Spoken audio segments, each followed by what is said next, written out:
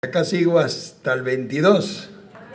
Estoy pegado aquí en Chimote, no quiere que me vaya. Estaba en Lambayeque también corrido. En todas las iglesias de las asambleas en el Coliseo de Lambayeque, con todas las asambleas de Dios. Estuvimos con la de Íñimo, estuvimos con el pastor César Ochoa, con la del pastor Segundo Ramírez, con todas las iglesias. Estuvimos ahí en el Coliseo, recién ahorita acabó. Y de ahí salté para acá nomás. A su nombre. Gloria a Dios. Aleluya. Vamos a abrir las Biblias en el libro de Isaías y nos ponemos de pie en reverencia a la palabra de Dios. Isaías 53. ¿Estamos o no? Amén. A ver, vamos a ver si estamos ahí o no. Dice la palabra de Dios en el verso 1. ¿Quién ha creído a nuestro anuncio y sobre quién se ha manifestado el brazo de Jehová? Mucho eco. Subirá cual renuevo delante de él, como raíz de tierra seca. No hay parecer en él, ni hermosura le veremos, mas sin atractivo para que le deseemos. Despreciado y desechado entre los hombres, varón de dolores, experimentado en quebranto, y como que escondimos de él el rostro, fue menospreciado y no lo estimamos. Ciertamente llevó en nuestras enfermedades y sufrió nuestros dolores, y nosotros le tuvimos por azotado, por herido de Dios y abatido. Mas el herido fue por nuestras rebeliones, molido por nuestros pecados. El castigo de nuestra paz fue sobre él, y por sus llagas fuimos nosotros curados. Todos nos descarriamos como ovejas, cada cual se apartó por su camino, mas Jehová cargó en él el pecado de todos nosotros. Angustiado él y afligido, no abrió su boca. Como cordero fue llevado al matadero, y como oveja delante de sus trasquiladores se enmudeció y no abrió su boca. Por cárcel y por juicio fue quitado, y su generación, ¿quién la contará? Porque fue cortado de la tierra de los vivientes, y por la rebelión de mi pueblo fue herido.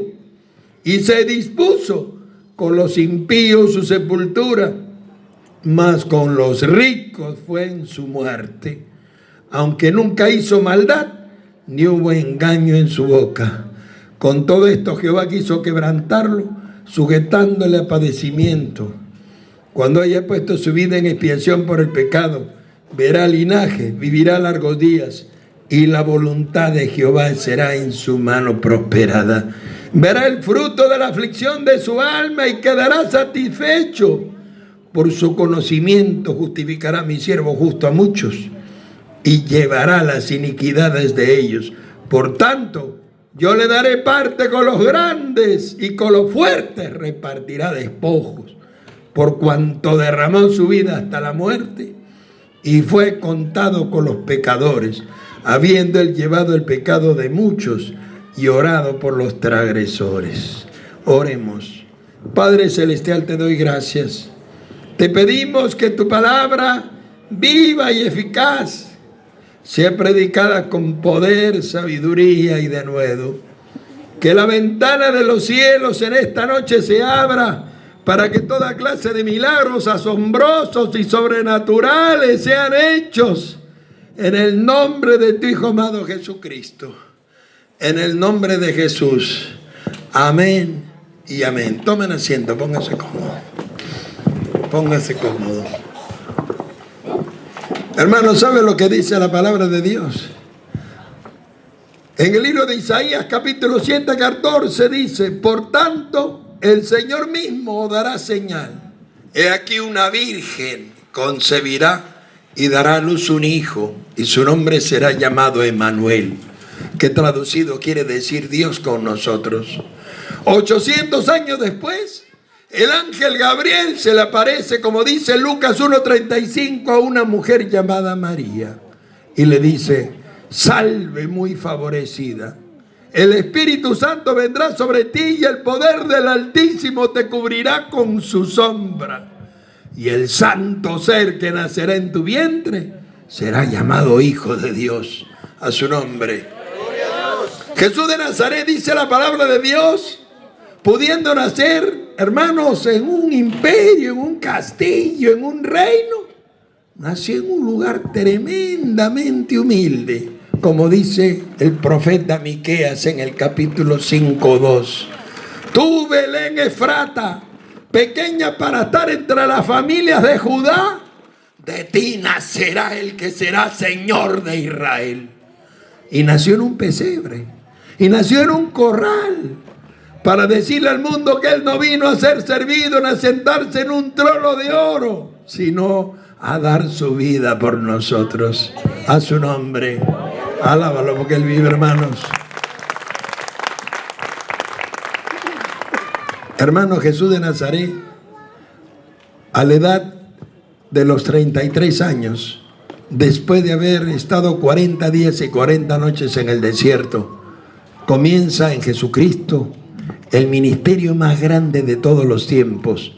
La Biblia dice en Juan 21:25, si escribiéramos todas las señales que Jesucristo hizo, no tendríamos espacio en las bibliotecas del mundo entero para poner todo lo que hizo en solo 3 años. A su nombre.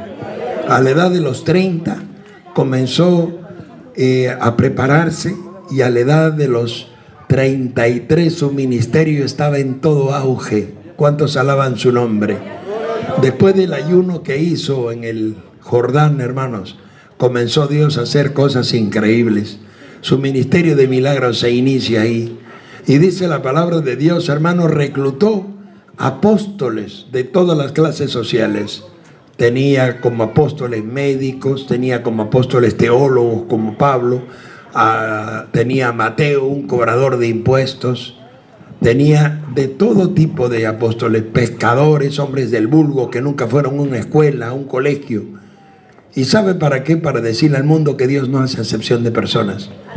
A Él no le importa su clase social, a Él no le importa tu cultura, no le importa tu abolengo, a Él no le importa tu genealogía, a Él solo le interesa un corazón puro y limpio y gente dispuesta para servirle. A su nombre. ¿Cuántos alaban al Señor por eso, hermano? Oiga, los apóstoles llegaron a quererlo tanto, hermano, tanto, que se peleaban para ver quién se iba a sentar arriba en el reino, al lado de él. Y no solo eso, Juan siempre recostaba su cabeza en el hombro de Jesús. Y así vivían, hermanos, y lo querían tanto que Pedro le dijo, yo estoy dispuesto aún a morir por ti si fuera necesario. Cuando Pedro le dijo esto a Jesús, Jesús le contestó, no digas eso, Pedro, porque llegará el día que me vas a negar 3 veces antes que el gallo cante. Pedro dijo, eso no puede ser, Señor. Así le dijo Jesús, me negarás. ¿Y sabe por qué, hermano? Para que se cumpla lo que acabamos de leer. Despreciado y desechado entre los hombres, varón de dolores, experimentado en quebranto, y como que escondimos de él el rostro. Fue menospreciado y no lo estimamos. ¿Sabe por qué dice eso? Porque cuando llegó el momento de que cumpliera el mandamiento de su ministerio, Jesús tomó la cena con los discípulos y los llevó al monte, al huerto de Getsemaní. Y cuando estaba en el huerto, hermanos, Jesús estaba en realidad aterrorizado, hermanos. Estaba tan angustiado, hermanos. Dice la Biblia en Lucas 22:42, que se llevó a un grupo de los apóstoles. Entre ellos estaba Juan y Pedro. Y los llevó para que le apoyen en la vigilia que pensaba hacer. Y Jesús se apartó de ellos a una distancia de tiro de piedra. Y dice la Biblia que clamó con todo su corazón al Padre diciendo, si es posible, pase esta copa de mí, pero no se haga lo que yo quiero, sino lo que tú quieres, Señor. Ahí se ubica el término siervo. La palabra siervo no es tiendan la alfombra. La palabra siervo es esclavo. Y el esclavo hace la voluntad de su Señor antes que la suya propia. Y aunque él no quería morir, le dijo, no se haga mi voluntad, sino la tuya. A su nombre. Y dice la bendita palabra de Dios, hermanos, que su angustia era tanta que regresa y encuentra a los discípulos dormidos y le dice, ni siquiera podéis velar conmigo 1 hora. ¿No sabéis que mi alma está angustiada hasta la muerte? Así les contestó. Hermano, y regresó otra vez al mismo lugar y volvió a clamar por segunda vez y por tercera vez. Y le dice Lucas 22:43 que tuvo que descender del cielo un ángel para darle fuerzas, hermano, porque él ya no tenía ninguna. Hermano, y le corrían por su rostro como gotas de sudor, como gotas de sangre. Su angustia era agónica, porque él sabía lo que le iban a hacer. Él ya sabía todo lo que le venía, hermanos. Así que, dispuesto a cumplir la voluntad del Padre, se paró y salió a recibir a los que ya venían en camino. Él ya lo sabía. Y ahí, subiendo por la colina, venía Judas al frente, con toda la guardia pretoriana. Y llegaron donde estaba Jesús y con un beso le entregó. Y Jesús le dice a Judas: con un beso entregas al Hijo del Hombre. Y Judas se puso en vergüenza y lo tomaron prisionero. Hermano, de ahí los discípulos huyeron. Todos los que decían vamos a morir por ti, huyeron. El único que arriesgó su propia vida, porque a enfrentarse a la guardia era la muerte, hermanos. Esa era la ley de los romanos. Si usted se enfrentaba a la guardia pretoriana, la sentencia era muerte. Y el único que atrevió a enfrentar a la guardia fue Pedro. Sacó su espada y salió a combatir por Jesús. Y de un solo golpe de espada le cortó el pabellón de la oreja al siervo del sumo sacerdote llamado Malco. Jesús lo volteó, lo miró y le dijo: yo no necesito que tú me defiendas. Si yo quisiera, le pediría a mi Padre 12 legiones de ángeles y me las daría. Y entonces, ¿cómo se cumpliría la palabra de Dios? Y se dejó que lo tomaran prisionero, hermano. Y no solo eso, tomó la oreja que Pedro le había arrancado a golpe de espada a Malco y se la colocó en su lugar y al momento se sanó. Así que ya no tenían de qué culpar a Pedro, a su nombre. Y le dijo: al que espada tome, a espada morirá. Amén, hermanos. Y Jesús de Nazaret se dejó tomar, hermano. Y lo llevaron primero al Sanedrín. Hermano, toda la noche estuvo en el Sanedrín. Le pegaron toda la noche. Los sumos sacerdotes se fueron a dormir. A él lo dejaron afuera con la guardia. Y la guardia le golpeaba en la cara y lo escupía. Lo humillaron como usted no se imagina. Le pegaban en el rostro con una venda en los ojos y le decían: profetiza quién te está pegando, pues si eres profeta. Y lo golpeaban y lo escupían y lo, hermano, humillaban y maltrataban como usted no se imagina. En la mañana tenía la cara toda inflada de tanto golpe y de tanto puñetazo. Los sumos sacerdotes pararon la paliza que le estaban dando. Los tomaron prisioneros y los llevaron y dijeron: mandémoselo a Herodes, porque Herodes está en la ciudad y este hombre es nazareno. Así que, como es de Galilea, mandémoselo a Herodes. Y se lo mandaron a Herodes por no llevarlo al pretorio. Y Herodes lo recibió, se quitó su manto, su capa y se la puso. A ver, hazme un milagrito. Jesús lo miró. ¿Eres tú rey? Tú lo has dicho. Y entonces Herodes le dijo: entonces denle un manto de rey. Y se quitó el manto, hizo que se lo pusiera. Y se empezó a burlar de él. Y lo escarneció. Luego se lo mandó de regreso a Pilatos. Pilatos lo metió en la cárcel. Hermanos, en la cárcel estaba Barrabás, un asesino. Y estaba solo Jesús y Barrabás. Y dice la Biblia que toda la noche la mujer de Pilatos no pudo dormir. La mujer de Pilatos estuvo toda la noche en angustia. En la mañana se levantó, fue al cuarto y le dijo a Pilatos: yo no quiero que tengas nada que ver con este hombre. Este hombre es inocente, déjalo que se vaya. Así le dijo la mujer al gobernador. O sea, que hay casas donde la mujer gobierna también, a su nombre. Ya sabes, le dijo, lo dejas que se vaya. Ya le dijo mujer, lo voy a mandar a soltar y lo soltaré. A su nombre. Ese era el plan de Pilatos, aunque usted no lo crea. Hermanos, que salió Pilatos al balcón, sacó a Jesús, le dijo: bueno, ahí está el rey de los judíos. ¿Y qué quieren que haga?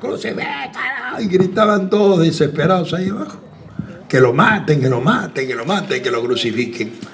Y Pilato dice: bueno, yo no encuentro en este hombre nada digno de muerte. Y ellos seguían gritando.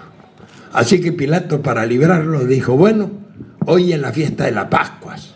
¿A quién quiere que le suelte? A Barrabás. Él dijo, porque sabía que era un asesino y muy peligroso. O a Jesús de Nazaret. Oye, la gente gritaba, suelta a Barrabás. ¿Puede creer esa locura? Suelta a Barrabás.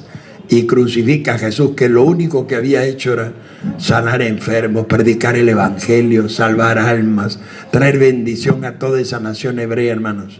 ¿Puede creer eso? A su nombre.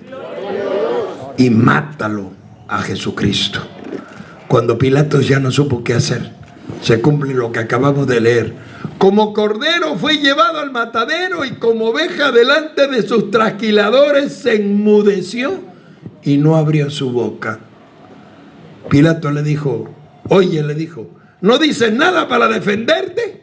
¿No sabes que tengo poder para mandarte matar o para darte vida?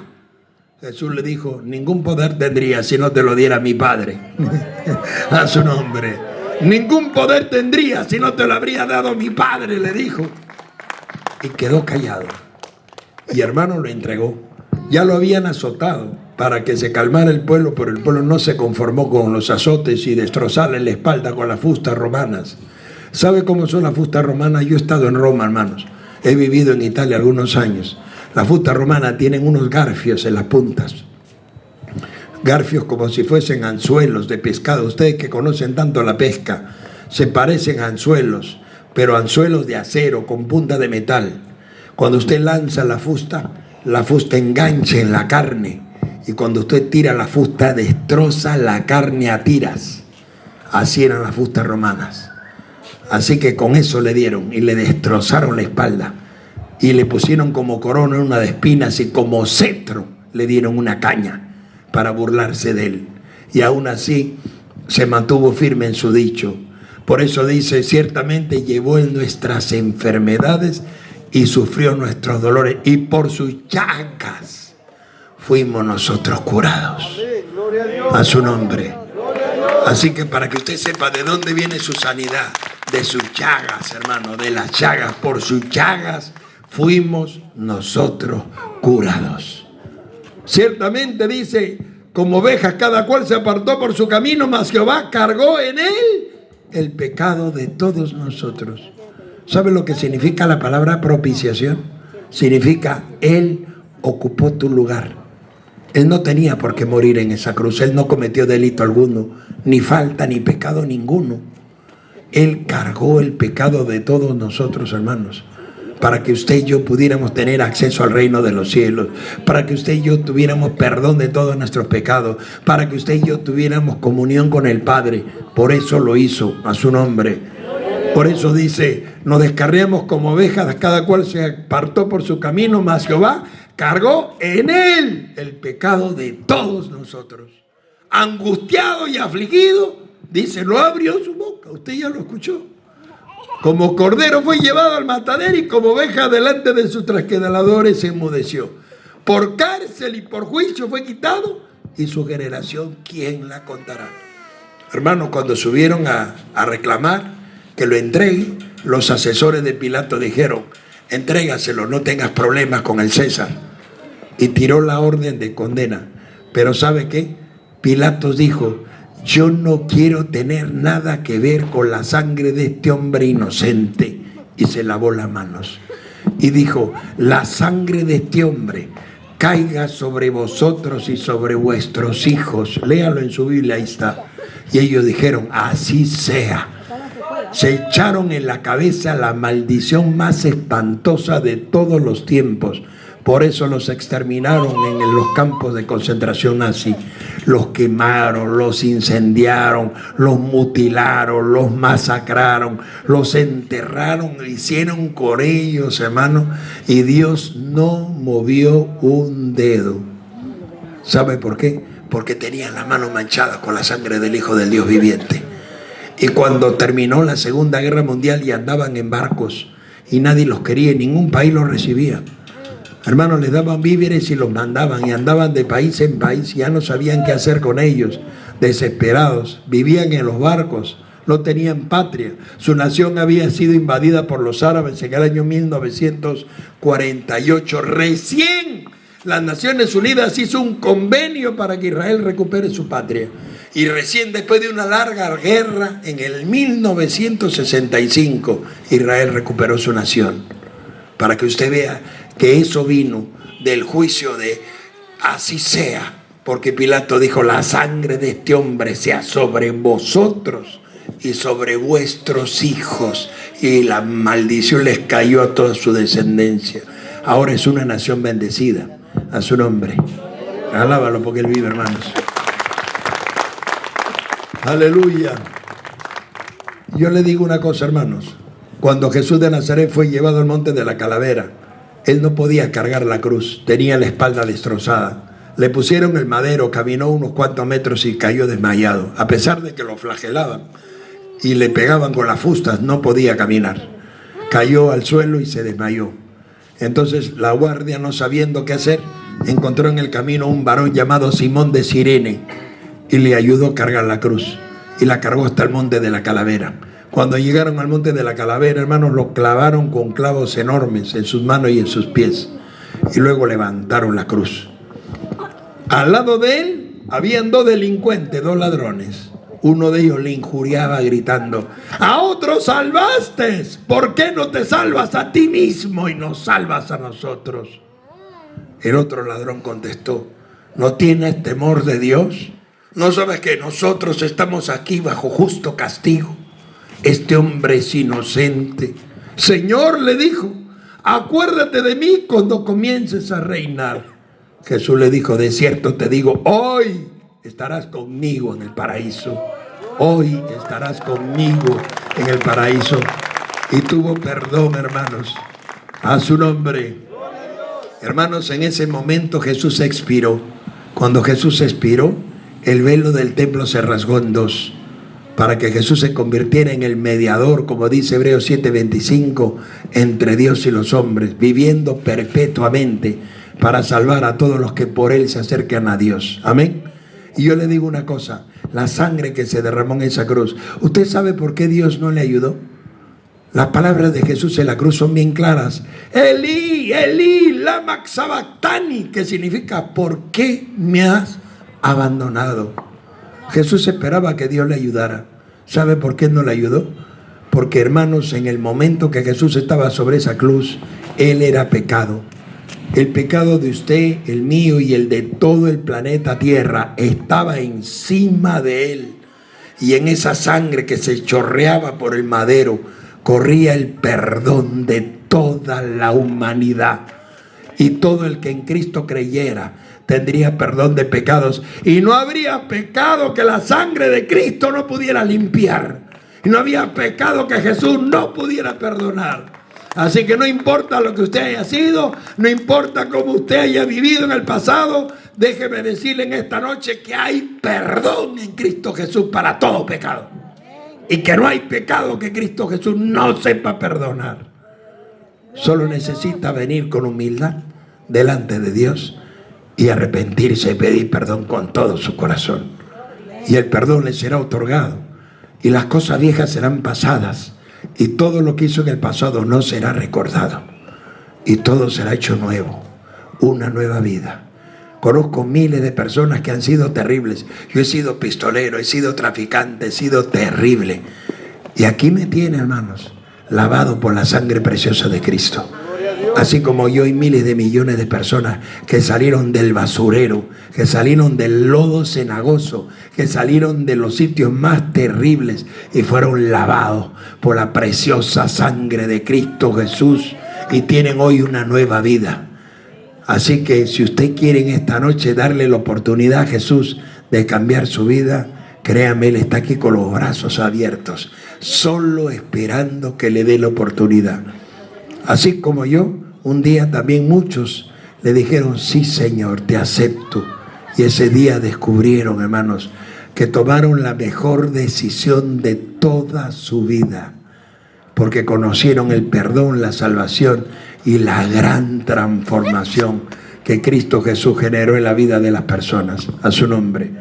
¿A cuánto nos habló Dios en esta noche? Vamos a ponernos de pie. Hermano Walter, un favor. Aleluya. Vamos a ponernos de pie. Póngase de pie, por favor. Agárrame.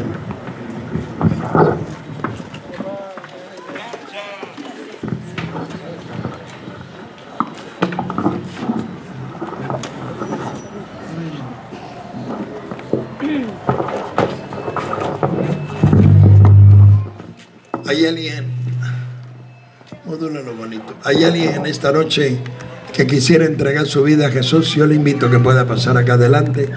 Si hubiera alguna persona nueva que todavía no ha recibido a Jesús y quiere hacerlo esta noche, yo creo que está bien. Aleluya. Y quiere entregar su vida a Cristo, bájale el bajo, está muy alto, por eso es que zumba. Ajá. Alguna persona que en esta noche quisiera recibir a Jesucristo en su corazón, yo le invito. Hagan la mano. Créame, es la mejor oportunidad que tiene. Todos los que un día le dijimos sí a Jesús, nuestra vida fue cambiada, nuestra vida fue transformada. A veces encuentro lugares donde la dureza de corazón es tan extrema que Dios no puede hacer nada. Si usted supiera lo que Dios es capaz de hacer, hermano, créame que pensaría de manera distinta. Se gastan 1.500 euros para llevarme a predicar a España. Se gastan 1.700 euros para llevarme hasta Italia. Usted gasta 100 soles para tenerme acá. Y en vez de aprovechar lo que Dios les está mandando, se asustan, se esconden y se ponen por los rincones. Es triste, ¿sabe? Que europeos gasten tanto dinero para llevarme a un lugar tan lejano a recibir la bendición que ustedes tienen aquí a la mano y no la reciben por incrédulos, por duros y por religiosos. Es bien triste y lamentable. Pero pueden esta noche cambiar de decisión. Pueden esta noche abrir la puerta de su corazón y darle la oportunidad a Dios de transformarle, de sanarle, de liberarle, porque su poder es extremo, grande, como usted no imagina. Dios no es un Dios religioso donde solo se habla la Biblia. La Biblia viene acompañada del respaldo de Dios y su poder. Pablo dice, yo no he venido a vosotros con palabras enseñadas por humana sabiduría, sino con demostraciones del Espíritu y de poder. Eso está en Tesalonicenses, está en Corintios, está en Gálatas, está en casi todas sus epístolas, que el Evangelio que Él nos trajo no era de palabras. Porque el Evangelio, el reino de Dios, dice 1 Corintios 4:20, no consiste en palabras. El reino de Dios consiste en poder. Y ese poder está al alcance de todos, porque es gratuito, es solo por la misericordia de Dios. No se necesita ser espiritual, no se necesita ser más espiritual o más santo que el otro. Es un regalo divino, sin costo, gratuito, no cuesta nada. Pero si usted no lo quiere recibir, ¿cómo lo podrá obtener? Bueno, amén, los dejo. Entonces, ¿hay alguna persona enferma esta noche que quisiera pasar por casualidad para ser ministrado? Yo lo invito. Si hay alguien que esté mal de salud, amén. Si hay alguien que esté mal de salud y quiera ser ministrado, puede pasar con toda su libertad.